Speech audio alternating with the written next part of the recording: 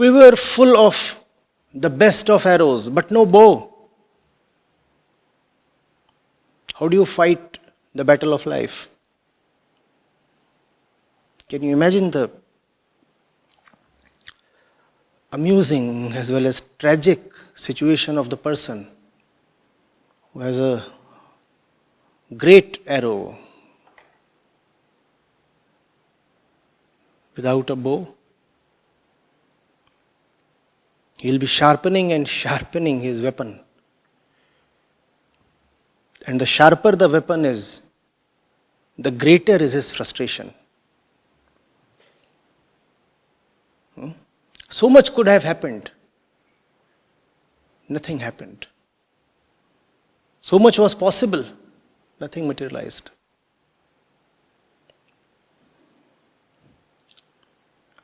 This is often the predicament of those who, under the influence of some fancy notions, refuse to take the help of the scriptures or the guru. Their principle is that we will make it on our own. After all, we have a very sharp arrow. We will make it on our own. Look at our arrow, how sharp it is. And it indeed is sharp. You require both inner one-pointedness and external support.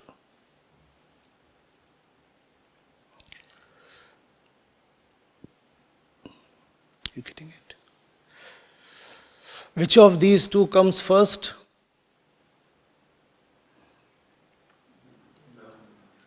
First comes grace. When that is there, because that is there.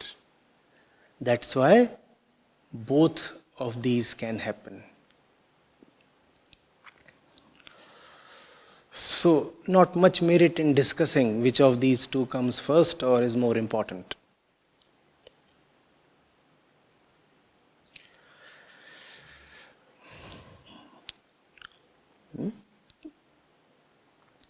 Your openness to grace, your receptivity, your honesty in acknowledging your suffering, that's the first thing. And when that happens, then both happen. Inwardly, you start losing all attraction and affiliation to nonsense, which means you become one-pointed. And outwardly, you start feeling drawn towards places and sources that would illuminate you. So the Upanishads come to you and you become available to them. But for any of these to happen, first of all, there has to be an inner honesty that says, I need to be better. I need to be somewhere else. I'm not at my destined place. I'm not realizing, not meeting my destiny. The target is there. I don't need to penetrate so much into the trivia that engulfs me from all sides. I rather need to penetrate the target. That honest admission, that desire to give up and be away is the first thing. And when that desire arises, then you find means to get what you desire. That is one-pointedness. I want that and I want only that.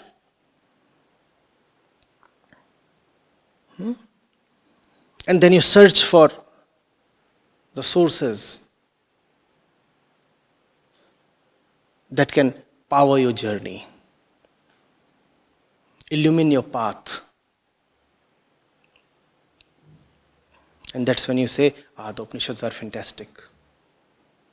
They have both power and light. They energize me and they illuminate me. Both. If something only energizes you, then the energy can just be a blind force. And if something illuminates you without energizing you, then it's a very phony kind of illumination that leads to nothing, that remains divorced from action, means nothing, doesn't help.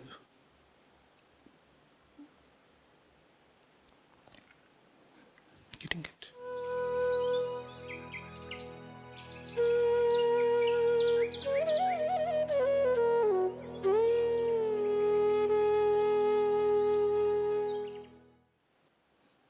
No, grace is always there. Grace is first and timeless. So the first, you don't even have to worry about. When we said grace is first, then we said it is your openness and receptivity to grace that matters. And that's why the first thing really we said is your honest admission that you do not belong to the place you are languishing at. Still, you must always acknowledge that it is not your desire that takes you to peace. It is peace that takes you to peace. So only the destination makes the journey possible.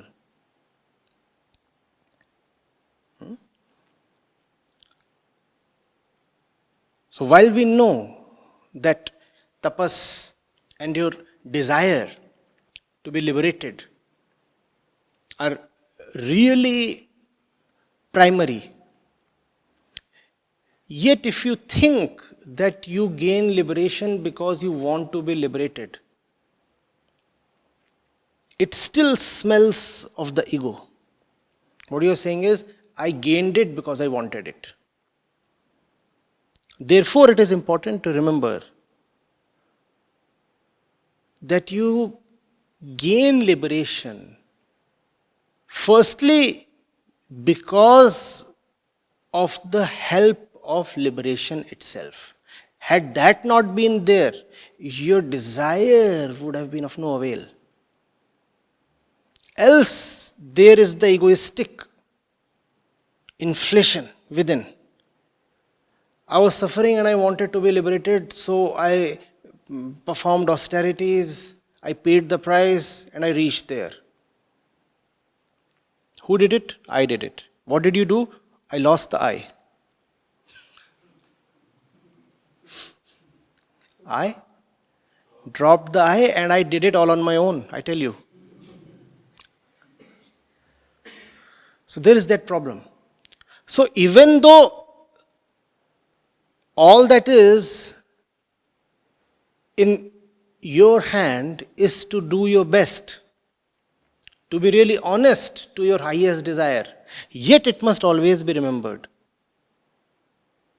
that no desire, no thought, no action of yours is in itself sufficient to take you there. Are you getting it? Suppose you have to go and enter a lighthouse, and it's a very dark territory all around. And what is the place you need to reach? A lighthouse. You need to reach a lighthouse. And it's very dark all around. How do you reach the lighthouse? You're and you're like 20 miles away. How do you reach? You reach the light only by the grace of light itself. Had light not been there, would you have managed to reach light? That's what. So don't swell up. You reached light because there was light. What if the lighthouse has no light? Would you still manage to reach the lighthouse? Assuming that it is still worth it to reach the lighthouse in the first place? If the lighthouse has no light, firstly, would it be worthy to reach it? Secondly, would you manage to reach it? So that's how it operates. You reach there because that is showing the way. You reach there because the light from there is showing the way. Do you get it? But the light is not actively doing anything. The light won't do it for you. Who has to perform the action? Who has to make the effort? You. So, therefore, sometimes I say, all that you should remember is that everything depends on you. Do not rely on anybody else. Do not believe in magic. Only your hard work will take you there. Sometimes I say that. When do I say that? I say that when a fellow says, now that the light is there, why do I need to exert myself? You see, the light is omnipotent. So, illuminated. The light will take me there. No, the light will not take you there. The light creates an environment in which you can reach there. The light at best facilitates your movement. But move you will. The movement has to be yours. The light will not pick you up and carry you there to itself. No, it won't. So those who do not seem to be in a mood to put in the hard work, I say everything depends on your hard work. And then there are those who believe that all happens only due to their own personal hard work. To them I say, with all your hard work, where would you reach had the light not shown the way? You getting it? So these two things have to be remembered, right? But if you are really someone who knows how things are, you will realize that between these two, really, if one is the highest, is the higher one, it is the light itself. It is the light itself. In some way, even your desire to reach the light is fired by the light. Think of it. Had you never really known any light, would there be a desire for light? So who stoked your desire to reach light? Light itself. So even if you say, it is my desire that takes me to light, what is behind your desire? Light itself. So there are two things. There are people who say, it's my desire that takes me there, and there are people who say, it's the light that takes me there. Those who say, it's the light that takes me there, I'm fine. To them I say, fine, the light is there, now you work hard. Now you're talking to those who say, it's my desire that takes me there. To them I'm asking, would there be any desire sans the light? So even if it's your desire that powers you, the desire itself is powered by the light. So ultimately, what's primal? Light itself. But I won't say that to lazy bugs who would say, now that the light is there, let the light take care of stuff. No. To them I say, no, the light won't do anything. Light is there but passive, akarta. Light is a non-doer light. All the doing must happen through you.